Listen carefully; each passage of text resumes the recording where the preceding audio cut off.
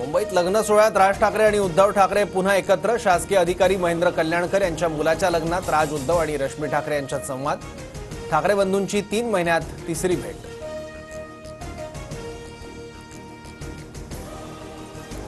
भिवंडीतील सभेत बोलताना मंत्री नितेश राणेंची जीभ घसरली. सर्व धर्म समभावावर बोलताना नितेश राणेंची जीभ घसरली. ठाकरेंच्या शिवसेनेत 2 मर्सिडीज दिल्या की 1 पद मिळायचं, नीलम गोऱ्हेंचा गंभीर आरोप. तर इतरांच्या बाबतीत असं घडल्याचं लोक सांगतात, मात्र मी कधीही पदासाठी पैसे दिले नाहीत. वक्तव्यानंतर नीलम गोऱ्हेंकडून सारवासारव.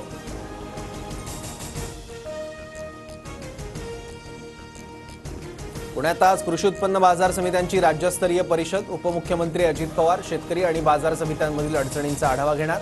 कृषी मंत्री माणिकराव कोकाटे, जयकुमार रावलही उपस्थित राहणार.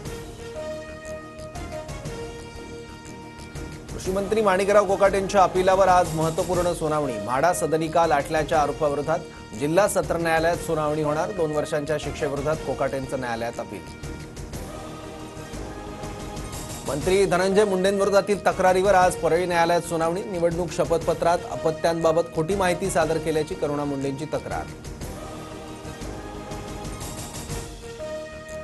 काँग्रेस प्रदेशाध्यक्ष हर्षवर्धन सपकाळ ॲक्शन मोडवर. टिळक भवनात 2 दिवस बैठकांचा सिलसिला. आज जिल्हाध्यक्षांसोबत तर उद्या पदाधिकाऱ्यांसोबत संघटनात्मक बाबींचा आढावा घेणार. महाराष्ट्रातील नगरपालिका महापालिका निवडणुकांबाबत सर्वोच्च न्यायालयात उद्या सुनावणी. पालिका निवडणुकांचा मार्ग मोकळा होणार की लांबणीवर जाणार याकडे लक्ष. उपमुख्यमंत्री एकनाथ शिंदे आमदार खासदारांसोबत प्रयागराजमधील कुंभमेळ्यात जाणार. शाही स्नान करत भक्ती प्रदर्शन, मठ आणि साधू संतांची भेट घेणार.